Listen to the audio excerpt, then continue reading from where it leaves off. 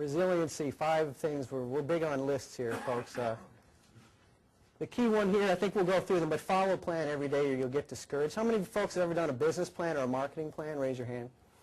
How many of you remember half of it now, even if you did it this week?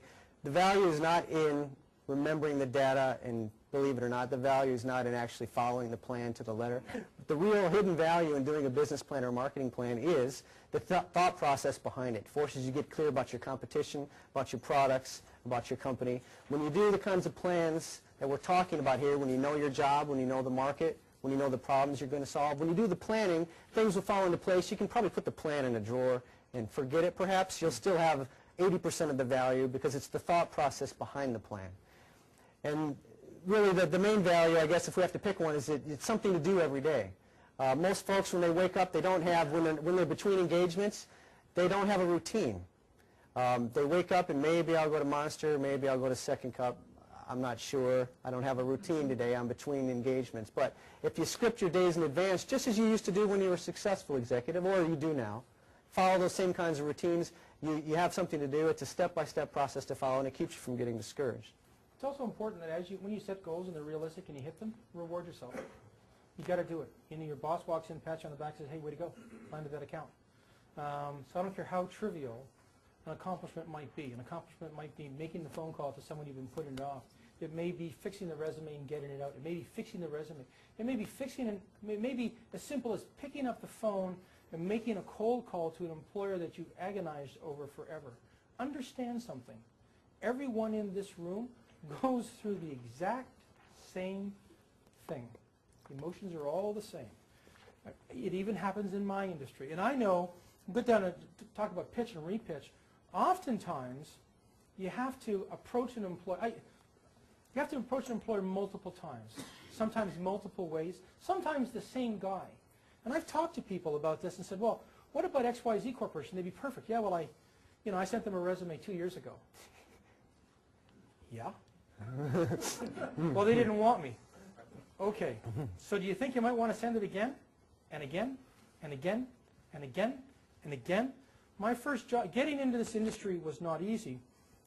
When I went through 13 interviews to get my first gig as a recruiter. It's a long story. It's really boring to everyone but me. But the point, really it is. But the point is, the final interview, the 13th interview, was at 6 a.m. on a Sunday morning in the middle of the summer. I got my best suit on. It's polyester, by the way, because I was way poor back then. It's poly, and I'm sweating like all the time. And I knock on the door, and this guy opens the door, and he says, "What are you doing here?" And I said, "Well, he told me if I really wanted he'd already turned me down 12 times. If I really wanted the job, I had to be here for an interview at 6 o'clock in the morning." I said, "Fine, you got the job." Okay, I'm in. Look at me now. It's been a long haul. Now what? You got to understand that it's like I took my whole family to the Dominican Republic. Who's ever gone to the islands on vacation? Show of hands. All right, you're all going to get this. So you get to the islands, and you look around, and you can tell all the newbies. Why? Because they're not got a tan. Well, all the natives who are selling stuff can tell you're newbies too. So they walk down the beach and they try to sell you stuff. And on your first day you go, "No, get these guys out of my face. I just want to get a tan," right? And the second day you do the same thing. Wednesday though,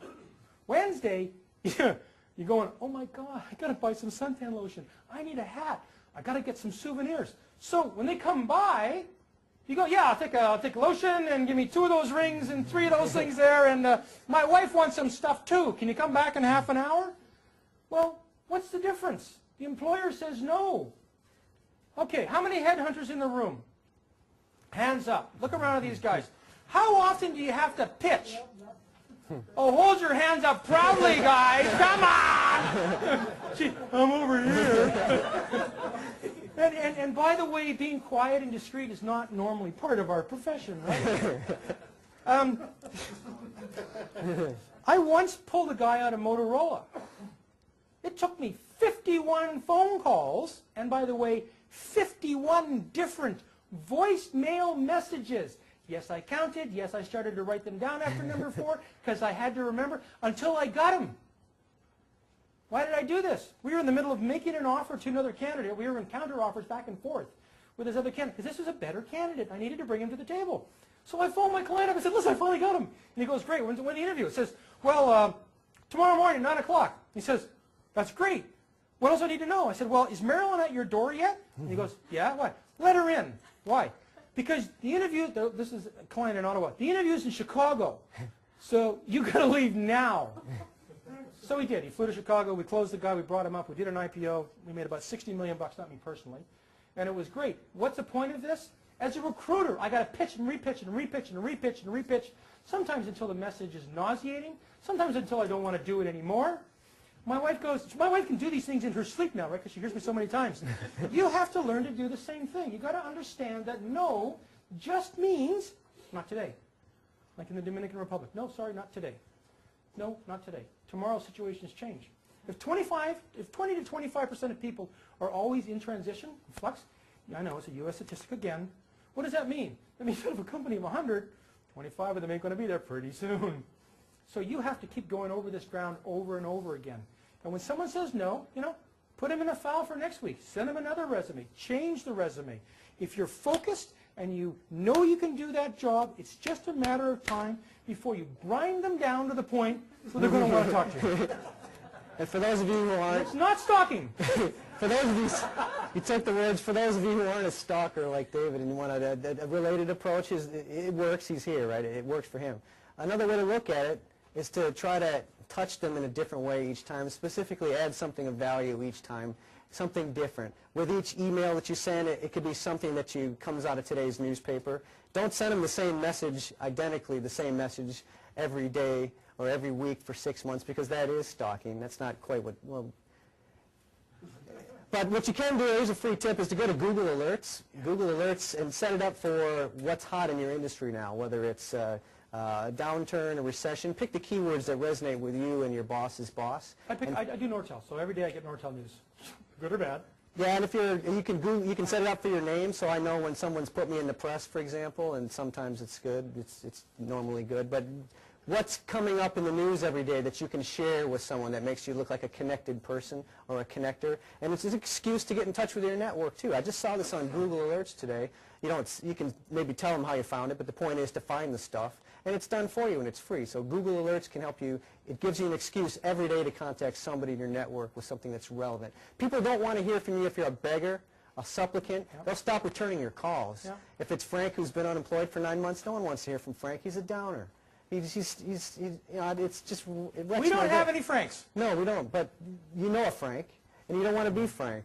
What you want to do is be the person who adds something of value. They want to take your calls because last week you turned them on to a new website that saved them $500,000. So they're going to take your calls if you add value with each touch. Obviously, you can't do this with 100 different companies, but you shouldn't be targeting 100 different companies. You cannot target 100 different companies. You should have a short list of 5 to 10, maybe. Mm-hmm. He has this letter every day. All executives go to read. Exactly. Yeah. If you want to be the guy or gal whose emails they look forward to and forward on to others, at the bottom, P.S. please forward this to anybody. That's copyrighted. $400 a month for that. Yeah. That's mm-hmm. exactly what that was. So something to think about. So who wouldn't pay $400 today to get a job tomorrow? Who would pay $400 today, cash, out of their pocket now to get a job tomorrow that they wanted? Boom, done.